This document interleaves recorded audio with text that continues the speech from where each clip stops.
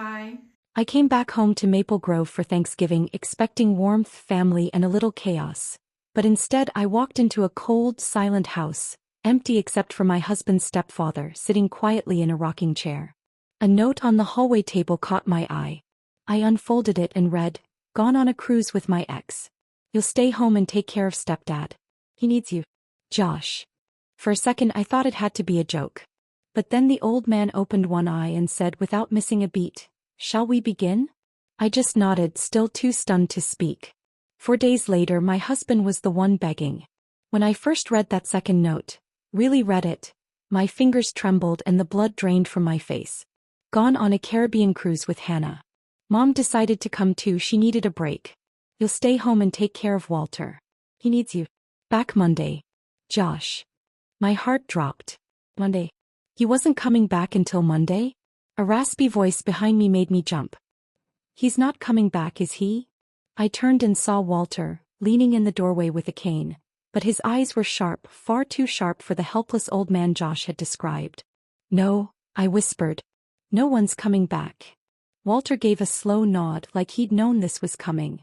"Left you with the dirty work, huh?" Classic Josh move. I'd only just arrived at the Addams family home about 30 minutes earlier. My car was still packed with gifts and groceries for what I thought would be a big family Thanksgiving. The quiet should have been my first clue. No scent of roasting turkey, no football blaring from the TV, no happy greetings. Just cold air and Walter's watchful blue eyes. I sank into a kitchen chair, still trying to make sense of it. "I don't understand," I said. "We've been planning this dinner for months. His mom was supposed to host. Everyone was coming." I pulled out my phone and dialed Josh's number again, straight to voicemail just like the last 3 times. Walter shuffled to the fridge and pulled out a nearly empty pitcher of water. "Been like this all week. Quiet as a grave. They left Tuesday morning. Didn't even stock the fridge. Hope you brought food." I hadn't. I'd brought cranberries, sweet potatoes, and the ingredients for my special apple pie. Things meant for a shared meal, not survival. My phone buzzed. My heart jumped, maybe it was Josh. But it was just a notification from Instagram. Josh's sister had tagged him in a photo. With trembling hands I opened the app. The image hit me like a slap. Josh stood on the deck of a cruise ship, arm wrapped around a young blonde I recognized. Hannah, the coworker he'd been just friends with. They were smiling and toasting the camera with champagne. The caption read, #New Beginnings Caribbean Getaway with at Josh Addams and family. Family. That word hit harder than anything else. I scrolled through more pictures. Josh's mom, Beverly, lounging with a cocktail, looking more relaxed than anyone who needed a break. Another photo showed Josh and Hannah at what was clearly a romantic dinner. That post was 2 days old. Meaning they'd planned this before Josh even told me we were going to his mom's for Thanksgiving. "Find something interesting?" Walter asked, eyeing me. I turned the phone so he could see. "They're on a cruise. With Hannah. The one he said was just a coworker." My voice cracked.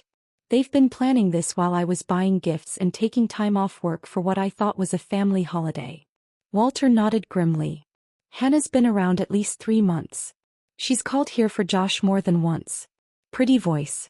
Godawful laugh. I stared at him. "You knew." He tapped his temple with a gnarled finger. "I know more than they think. My brain still works just fine no matter what Josh tells people." A terrible thought hit me. I opened our banking app. My hands shook as I scrolled. 3 days ago, a withdrawal for $5,200. Nearly our whole savings. Money we'd been setting aside for a house. The house Josh promised we'd start hunting for after the holidays. "He took the savings," I whispered, showing Walter the screen. "All of it." Walter didn't even flinch. "They've been bleeding me for years. A little here, a little there. For your care, Walter, they say. Meanwhile, the thermostat's always set low, my meds show up late, and Beverly buys another purse." I felt nauseous. This wasn't just a ruined Thanksgiving. It wasn't even just the affair. This was abandonment, deliberate and planned. My phone rang. It was Leah, my best friend, calling to wish me a happy Thanksgiving. I couldn't face her yet. Couldn't say it out loud. I silenced the call. "There's some leftover soup," Walter offered. "Not much of a feast, but it'll do." I looked around, sink full of dishes, takeout containers on the counter. They hadn't even cleaned before leaving. Something shifted in me. No, I said, standing up. We're not doing leftover soup. We deserve better than this. I grabbed my coat and purse. I'm going to the store. Hopefully they've still got some turkey breasts and potatoes left. We're having a real Thanksgiving dinner. Walter looked surprised, then after a moment genuinely pleased. Haven't had a home-cooked meal in months. Josh usually just dumps off fast food when he shows up at all. My mind was spinning with questions and emotions I wasn't ready to face. How long had Josh been planning to walk away from our life? Had our entire 5-year marriage just been a convenient setup? One he could abandon the moment something better came along? At the store, I moved on autopilot, picking out a small turkey breast, a few potatoes and some vegetables, barely noticing the other last-minute shoppers rushing around me. When I got back to the house, Walter had cleared off the kitchen counter and was sitting at the table with a neat stack of papers in front of him. "What's all this?" I asked as I set the bags down. "Evidence," he said, his normally tired blue eyes suddenly hard as steel. "Bank records, medical files, reports of neglect. I've been keeping track for months." He slid a folder toward me. "Josh and Beverly think I'm just some old burden waiting to die. They don't realize I've been watching them drain my accounts while doing the bare minimum to keep me alive." I opened the folder and what I saw made my stomach tighten. Detailed notes, highlighted bank statements showing suspicious withdrawals, ignored medical recommendations. "Why are you showing me this?" I asked, uneasy at the thoroughness of it all. Walter leaned forward and for the first time he didn't seem fragile. "Because they wronged you too, Rachel, and because I don't have much time left." He tapped a report. "Terminal cancer. 3 months, maybe less." I sank into the chair across from him. "Walter, I'm so sorry." He waved off my sympathy. "Don't be sorry. Be smart." His eyes locked onto mine with unsettling clarity. "They think they left you with a problem, but what they actually gave us is a chance." "A chance for what?" I asked, almost afraid to hear the answer. Walter's thin lips curved into a slow, deliberate smile that changed his entire face. "For justice." He reached across the table and slid an envelope toward me. "This is my real will and trust, not the version Beverly and Josh think exists." I didn't touch it. "Walter, I don't understand." He leaned back in his chair and studied me for a long moment. Then quietly he said, "Shall we begin?" Those 3 words hung between us, heavy with meaning I hadn't yet grasped. Before I could speak, he explained he wanted my help. To finish documenting what they'd done. To help with his end-of-life arrangements. And in return, he'd make sure I was taken care of after he was gone. The people who had discarded us would be left with nothing. I looked at him, this man I barely knew, and realized I wasn't alone in what I'd gone through. We'd both been tossed aside by the same people. Outside, the driveway sat empty, untouched by guests or family. But inside, something unexpected was happening. "Yes," I said finally, surprised by the strength in my own voice. "Let's begin." After our pact, Walter slumped slightly in his chair, the energy from our talk giving way to the weight of his condition. "You should rest," I told him gently. "I'll finish making dinner." But he shook his head. "There's something else you need to see first." With effort, he stood and motioned for me to follow. "My medical records. You need to know what we're really working with and how little time we have." He led me to a small room that had once been an office, now repurposed into a sparse bedroom. A hospital bed sat untouched in the corner, while a regular twin bed across from it showed signs of use. "Can't stand that thing," he muttered, nodding at the hospital bed. "Makes me feel like I've already given up." From a locked desk drawer, Walter pulled out a thick file labeled Simply Medical. He handed it to me without a word. "Pancreatic cancer," he said flatly. "Stage 4. Diagnosed 3 months ago." I flipped through the file, each page hitting harder than the last. Oncologist's notes, CT scans, grim timelines. 2 months, maybe less, Walter added. The last scan showed it's moving fast. I looked up. "Josh knows." "Oh yeah," he said bitterly. "They all do. Beverly was there when I got the diagnosis. 2 days later she started whining about needing a break from caretaking." His laugh was sharp and humorless. 66 years old and claiming exhaustion, while I'm dying at 78. The cruelty hit me like a punch to the chest. "They left you here, knowing." "Not just left," he said, sitting on the edge of the bed. "Look at the medication list." I turned to the prescriptions: painkillers, anti-nausea meds, enzyme supplements. Check the bathroom cabinet, he added. Compare what's there to what's supposed to be there. I walked into the adjoining bathroom and opened the mirrored cabinet. What I found turned my stomach. Bottles scattered, some barely used. The pain meds had supposedly been refilled twice, but the bottle was nearly full.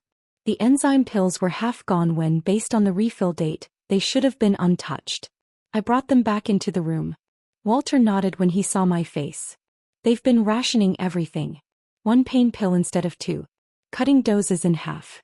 And those palliative care appointments? Too expensive, Beverly said. My hands trembled as I slid the documents back into the folder. This isn't just neglect, Walter. This is abuse. He looked at me, eyes steady. It's what happens when people stop seeing you as a person and start seeing you as an inconvenience. Walter reached under his pillow and pulled out a small notebook, placing it in my hands. I've been keeping records, he said. Missed doses, reduced meds, canceled appointments. Money that vanished from my checking account, supposedly for home care supplies that never showed up. I flipped through the pages, stunned by how thorough he'd been. Dates, times, specific incidents. His mind was still razor-sharp, despite everything. Let me fix you something to eat, I offered, needing a few minutes to take it all in. You must be starving. The kitchen didn't offer much. Just some canned soup, a half loaf of stale bread, and milk that was close to turning. Thankfully, I'd bought enough earlier to cobble together a proper meal: roasted turkey breast, mashed potatoes, and green beans. It wasn't the Thanksgiving dinner I'd imagined, but it beat the hell out of leftover soup. As we sat at the small kitchen table, Walter watched me closely. Tell me about your marriage, he said eventually. When did you start to realize Josh wasn't the man you thought he was? The question caught me off guard. I hesitated, poking at my food. It happened gradually, I admitted. When we first met, he was supportive, encouraged me with my graphic design work. I had my own little studio apartment, good clients, close friends. I paused, realizing just how much I'd given up. After we got married, he suggested I work from home to save money on rent. It made sense at first, but then my equipment started having all these issues. Computer crashes, software problems.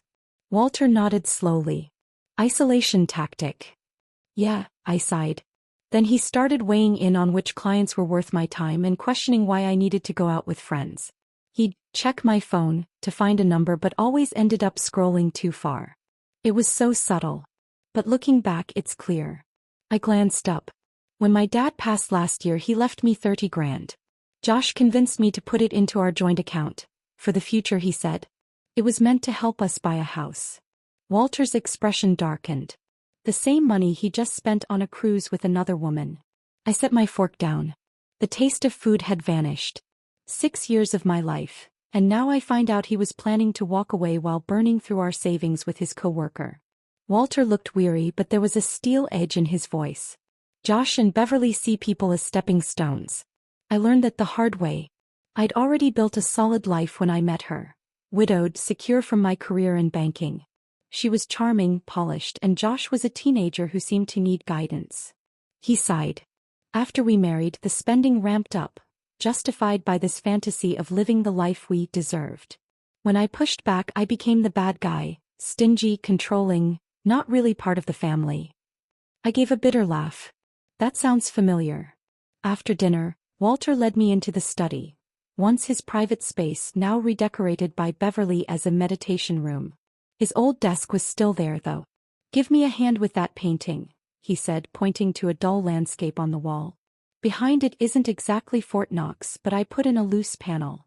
He pulled it free and revealed a weatherproof document case. This is the real stuff, he told me, spreading its contents across the desk. Assets Beverly knows nothing about. Property in Vermont. Offshore accounts I set up back in my banking days. My jaw dropped. The figures were staggering. Well over $3 million in investments, all hidden from the family. They've been siphoning from my visible accounts for years, Walter said. But this they can't touch. I made sure of it. He pointed to a deed. This house. It's not in my name or Beverly's. It's owned by one of my holding companies. They think they're inheriting it. They're not. I stared at the documents. Josh has no idea? Not a clue, Walter said. Not even my attorney knows everything. Just my financial advisor in Boston. And he's under strict instruction to keep quiet. His gaze hardened. I always saw who Josh really was. Just like his mother. Smiles to your face, hands in your wallet. I just didn't expect him to pull the same stunt on his own wife. The next morning, everything shifted. A woman arrived. A tall, commanding presence in her early 60s, with silver hair styled to perfection and sharp green eyes that missed nothing. So you're the abandoned daughter-in-law, she said as she entered the kitchen. Victor told me about you. Said you were the last person he expected to become an ally. This was Patricia Winters, Walter's attorney. Over coffee she laid it all out. How Walter had been documenting the family's behavior, rewriting his will and restructuring his finances to protect what little dignity he had left. There are a few final documents that need to be signed, she said. Transfers, updated medical powers of attorney and amendments to the trust. Some of them need witnesses. I offered to help catalog the evidence Walter had collected. My background in graphic design meant I was good at digital organization. Patricia gave me a firm nod. We'll need everything clearly compiled. When the contest comes, and it will, we want to be 10 steps ahead. That evening, after Patricia left with the signed documents, Walter and I sat in the living room with a heavy leather-bound photo album open between us. He flipped through slowly, stopping at a picture of Josh as a teenager. There's his mother, Walter said, pointing. Always whispering in his ear. He turned another page. And there's his father. See that look on his face? That's what misery looks like. Beverly did to him what Josh is now doing to you. Page after page mirrored my own marriage so closely, it felt like reading a case study of my life.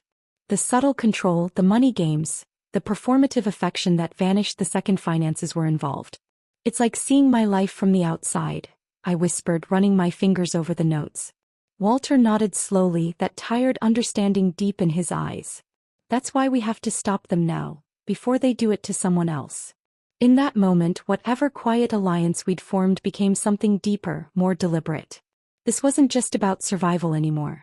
We were two people betrayed by the same family, now bound together by purpose.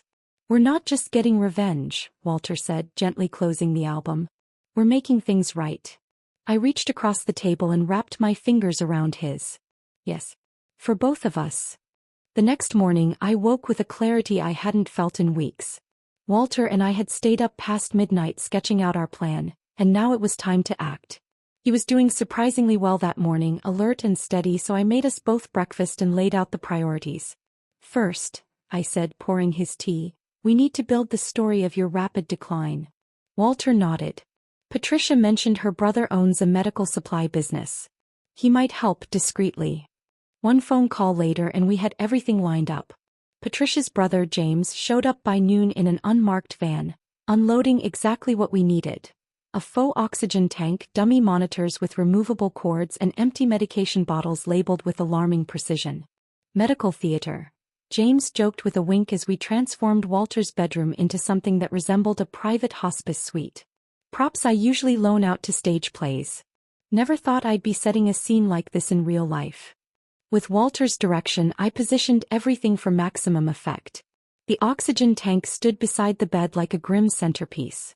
We stacked the monitors on the nightstand, arranged tubes and leads to look busy, and made the bed with hospital-grade linens Patricia had sent ahead. When we stepped back, the room looked heartbreakingly clinical. Time for photos, I said, pulling out my phone. Walter climbed into bed, removing his glasses to make his eyes look hollow and musing up his thinning hair. Use overhead lighting, he instructed. The shadows will make me look worse. I dabbed a little theatrical makeup under his cheekbones just like I used to in college. It worked. In the photos he looked pale, weak and far closer to death than he actually was. Tao Yu, he said. You need to look exhausted. Like this has worn you down. I took off my makeup, pulled my hair into a messy bun, and put on an oversized sweater that made me look swallowed up by the day. Walter took several photos. Me asleep in a chair beside him, me fussing with pill bottles, me holding a thermometer with a worried expression. Perfect, he said, flipping through the images. Who are we sending these to? Melissa, I answered. Josh's sister. She's the only one who's texted you since they left. I crafted a carefully worded message, just clinical enough to sound believable. Victor had a rough night. Fever peaked at 102. Doing what I can to manage the pain. I'll keep you posted. Subtle but serious, designed to trigger guilt or at least curiosity. She responded in minutes. Oh no, poor Uncle Walter. Keep me updated. Hook set, Walter murmured when I showed him the screen. Next came the hard part. I called Josh's phone, not because I thought he'd answer but to leave a voicemail. Walter hit record on his phone to capture my side of the conversation. Josh, it's me again, I began, letting panic tighten my voice.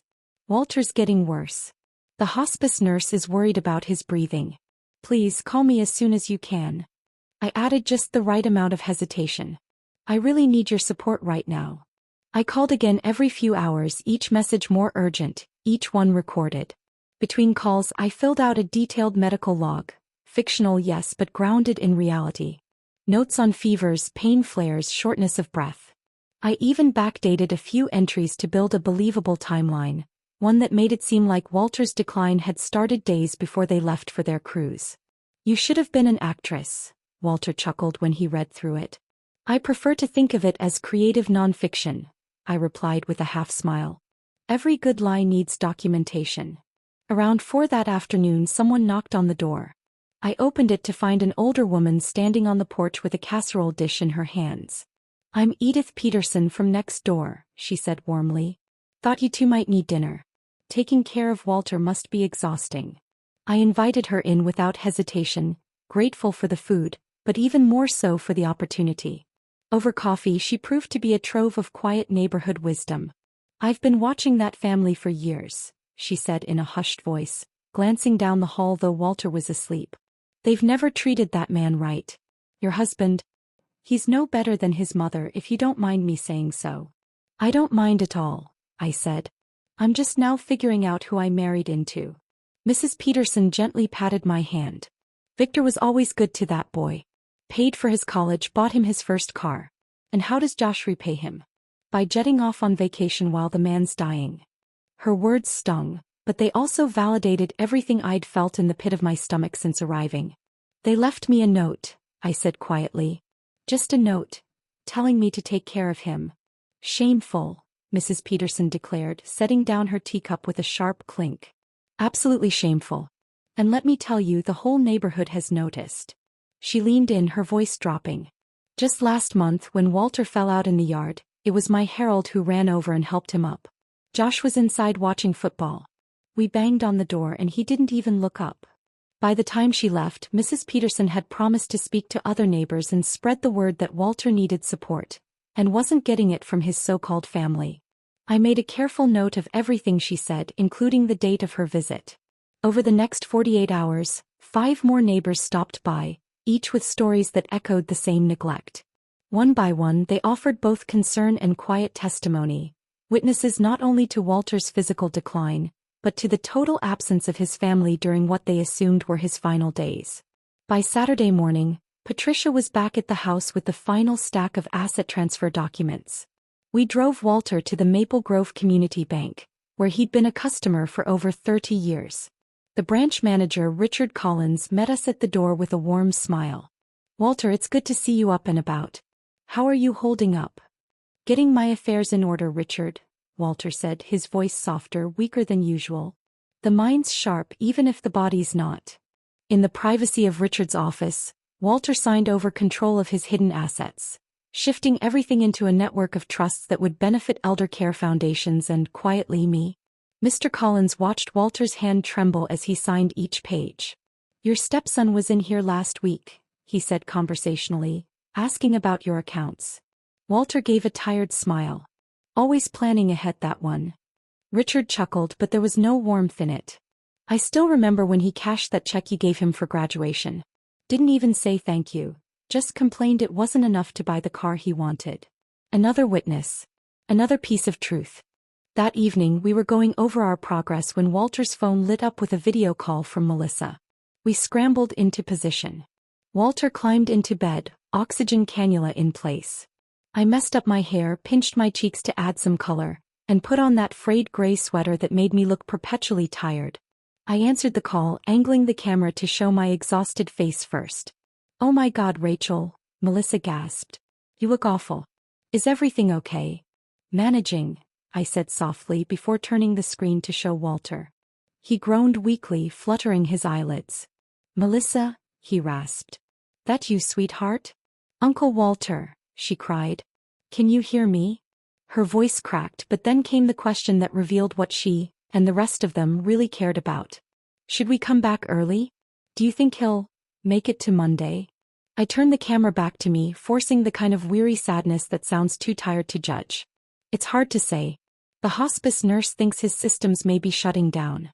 If anyone wants to say goodbye, let me talk to Josh and Mom, she said quickly. It's just, these tickets were non-refundable and Mom's been so stressed lately. I nodded as if I understood, but inside I felt sick. Of course, I said gently. Just, Walter keeps asking for Josh when he's lucid. I'll tell them, Melissa promised. They're out on an excursion right now, but I'll make sure he calls. After the call ended, Walter pulled off the oxygen tube and sat up. Did you get it? I held up my second phone, which had been recording the whole thing. Every word. He smiled, but there was sadness behind it. My own family weighing cruise tickets against saying goodbye to me. I knew this is exactly how it would go. I sat beside him and reached for his hand, unexpectedly emotional. I'm sorry, Walter. He shook his head. Don't be. I needed the truth to come out. You know what's funny? These last few days, with someone who actually cares, have been better than months with them. We sat in quiet companionship, knowing we'd nearly completed the trap we'd been setting. Now all that was left was to spring it. By Sunday morning, the energy in the house had shifted. When I brought Walter his tea, I noticed his hands shaking more than usual and a faint blue tint around his lips. You don't need to pretend for me, I said gently, helping him sit up. You're really not feeling well today, are you? Walter gave a wry smile. Ironic, isn't it? After all the staging and drama, now the real thing sneaks in quietly. I called the hospice nurse. She'd been checking in weekly before the family left. She promised to stop by that afternoon but walked me through some comfort measures in the meantime. This wasn't part of the plan anymore. This was happening. Walter was truly slipping, and my focus shifted completely to making sure his final hours were peaceful. What would you like for breakfast? I asked, trying to keep a sense of normalcy. He paused. Peaches, he said finally. Fresh peaches with cream. My wife, Martha, used to make them every Sunday. The request surprised me, and sent me to 3 different grocery stores hunting down peaches in the middle of November. When I returned and sliced them into crescents, topping them with a dollop of whipped cream, Walter's eyes welled up with tears. Just like she used to, he whispered. No one's remembered something like that in years. For the rest of the day, I didn't think about revenge or strategies or evidence. I adjusted his pillows when he shifted. I read aloud from his worn-out copy of The Big Sleep. I played the classical music he once said reminded him of simpler times. And somewhere in those quiet hours, I realized something I hadn't expected. This care, this connection was real. What started as an alliance built on betrayal had become something almost sacred. You know, Walter said quietly that afternoon, his voice unusually steady, I haven't been treated with this kind of kindness since Martha passed 12 years ago. Strange, isn't it?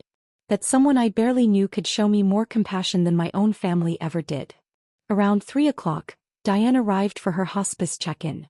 After a gentle exam, she pulled me aside into the hallway. His organs are shutting down, she said softly. It's happening faster than expected. I'd say he has hours. Maybe a day. I knew this was coming, but hearing it out loud hit me harder than I thought it would.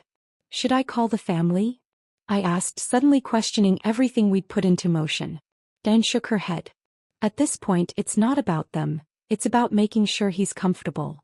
I nodded, heart sinking, and stepped back into the bedroom where Walter, of course, had heard every word. Don't call them, he said firmly. They made their choice. But there's still business to finish. He squeezed my hand. Call Patricia. Tell her it's time.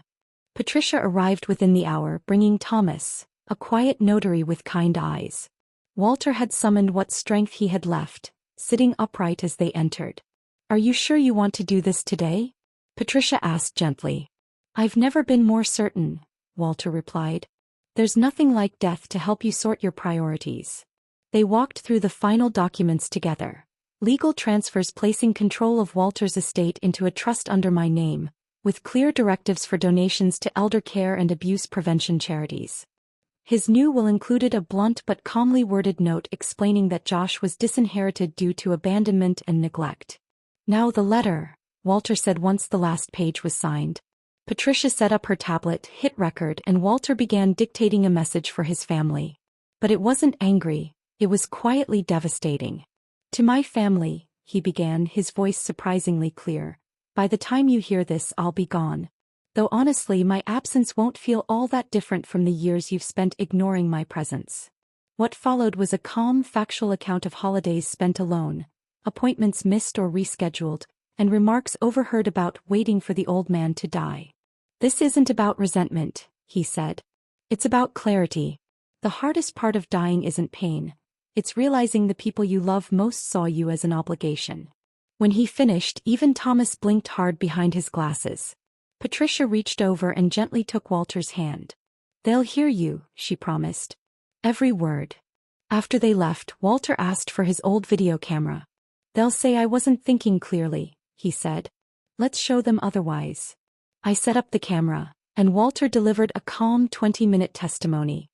He laid out years of passive neglect, documented what had been taken from him, and explained why I was the one inheriting his estate.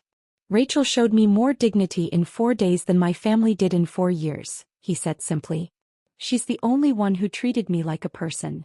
He recounted specific examples: Josh's dismissiveness during appointments, meals placed out of reach, forgotten medications. No dramatics. Just truth. That evening, Walter asked me to help him into his favorite chair by the living room window. "There's a bottle of port in the study," he said. "Behind the economics textbooks. Martha and I were saving it for our 50th anniversary."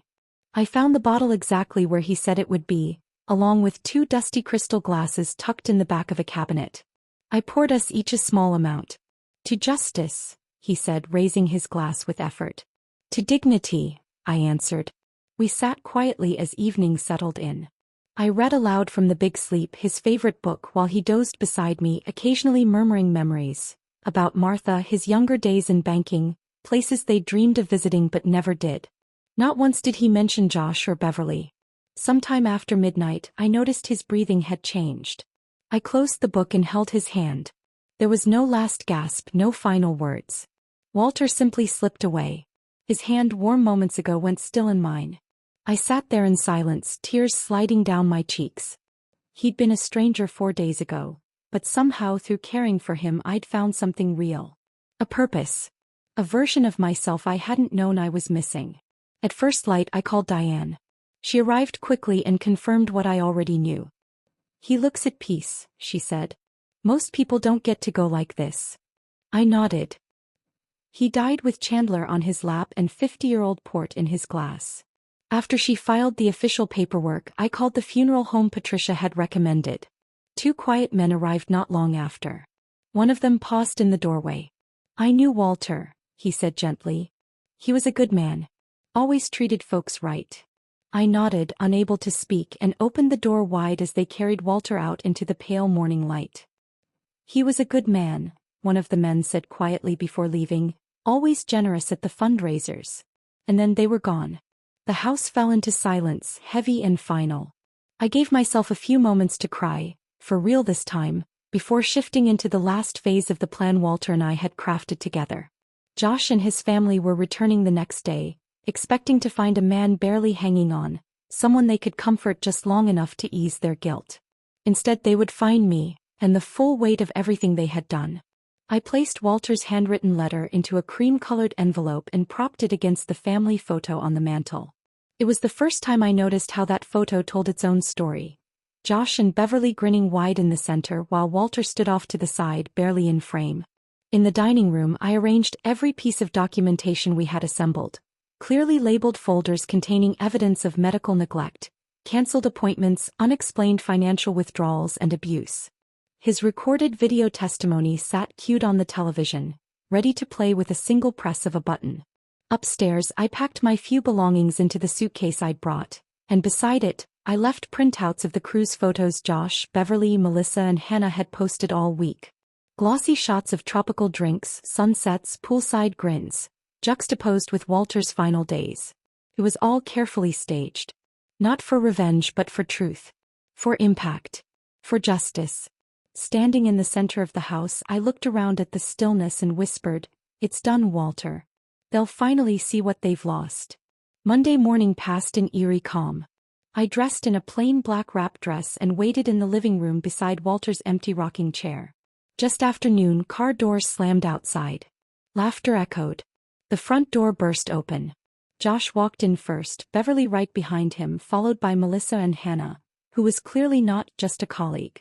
They were sunburned, laughing, carrying duty-free bags and vacation souvenirs. "Honey, we're home." Josh called out, his voice bright, until he saw me. The smile vanished from his face. "What's with the funeral outfit?" Beverly stepped past him, tossing her handbag onto the console table. "Where's Dad? Is he napping?" Her voice was casual. Dismissive. I looked straight at her. "Walter passed away Saturday night," I said softly. Josh dropped his shopping bags. Hannah froze, inching toward the door. "What do you mean, passed away?" Beverly snapped like I'd used the wrong term. "He died peacefully in his sleep around midnight," I repeated, calm and clear. "The funeral was yesterday. Many of your neighbors came. His friends from the bank too. It was a beautiful service." Josh's face twisted from disbelief to calculation. "You had the funeral without us? Without his family?" I met his eyes. "His family was notified. I left multiple messages about his condition. No one called back." Melissa spoke up, her voice unsteady. "I told you he looked bad on the video call, Josh. You said he was fine," Josh muttered, waving her off. "This is ridiculous. We need to sit down." "Yes," I said, gesturing toward the coffee table. "We do." They filed silently into the living room, no one daring to sit in Walter's chair. I picked up the envelope. "There are things you need to hear. This is a letter Walter wrote to be read upon your return." Beverly folded her arms. "Did he change his will? Is that what this is?" I looked her in the eye. "Let's start with the letter." I unfolded the paper and began reading Walter's words. His disappointment rang through every line. The missed holidays. The cold appointments. The offhand comments about waiting for the old man to go. As I read, I watched them. Beverly stiffened, Josh refused to look at anyone, Melissa's smile faded into shame. "The greatest pain," I read aloud, "is not illness or even death, but knowing those you loved saw you only as an obligation." When I finished, no one spoke. Hannah looked like she wanted to disappear. Finally, Josh cleared his throat. "Dad wasn't in his right mind. He was on medication. Walter was lucid," I interrupted. "And he made a video. Would you like to watch it?" "This is absurd," Beverly snapped. "You think some dying man's monologue changes anything? Josh is next of kin." I stood. "Actually," I said, steady and direct, "there's more." I led them to the dining room. The sight stopped them cold. Folders lined up in neat chronological rows. Josh's eyes darted over them. "What is all this?" "Evidence," I said simply. "Financial exploitation. Medical neglect. Documented abandonment." I opened the first folder and flipped it around, revealing highlighted bank statements. Walter kept records. Every time you took money for his care, and never delivered. Beverly snatched one of the pages, her hand trembling. I didn't need to say anything else. Everything they'd tried to hide was laid out line by line, date by date. They were about to realize, too late, that Walter had been paying attention all along. And now the world would too. "He gave us that money," Beverly snapped. "We were caring for him. By leaving him alone on Thanksgiving," I said evenly, opening the next folder, "with barely any medication, an empty fridge, and the heat turned down to 62 degrees? I laid out the timeline, canceled appointments, transaction histories, text logs. 6 neighbors submitted statements. All of them witnessed your neglect." I picked up the tablet and pressed play. On screen, Walter's calm, unwavering voice filled the room. He spoke clearly about the years of quiet mistreatment, medications watered down, appointments canceled without reason, cruel comments made when they assumed he couldn't hear. Josh went pale as the video continued. Beverly clenched her fists but said nothing. "This is all a setup," Josh finally burst out, jabbing a finger toward me. She manipulated a dying man. Before I could respond, the doorbell rang. Perfect timing, I said. I opened it to find Patricia standing there, with Thomas just behind her, briefcase in hand. Am I interrupting? She asked, her tone cool as ever. Not at all, I said. They just finished watching Walter's final message. Good, Patricia replied. Then I'll proceed with the formal notice. She walked to the dining table and set down her case. As the executor of Walter Harmon's estate, I'm here to inform you of the terms of his final will and testament. Josh straightened, trying to recover his usual swagger. A smug smile tugged at the corner of his mouth. Fine, he said. Let's get this over with. Patricia adjusted her glasses and opened the file. It's simple, she said. Walter Harmon left the entirety of his estate to Rachel Miller, with designated donations to several elder care and abuse prevention organizations. The silence that followed was almost cinematic. Then Beverly exploded. That's impossible. We're his family. The will clearly cites abandonment and neglect as the reason for your disinheritance, Patricia said calmly. It has been properly witnessed, notarized, and filed with the court. Thomas gave a small nod of confirmation. He was also examined by 2 physicians, both of whom certified his mental clarity at the time. Josh's face crumbled. This is fraud. We'll contest it. You're welcome to try, Patricia said with a slight shrug. But given the paper trail, video evidence, and multiple witness statements, I wouldn't advise it. You'll only waste money you don't have. What do you mean, money we don't have? Beverly demanded. Patricia glanced at me, then answered. The properties you're living in, including your home, belong to the Harmon Family Trust, now under Rachel's control as trustee. The investment accounts you've been drawing from? Frozen. Pending investigation for financial abuse. Josh's face drained completely of color. That's not possible, he whispered. That house is mine. Dad said. Walter promised nothing, I interrupted. You assumed. That's different.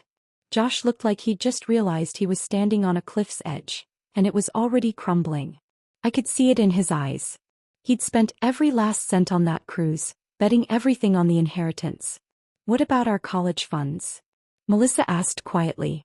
Grandpa said he set those up. She looked from Patricia to Josh. Josh couldn't meet her eyes. Patricia answered gently.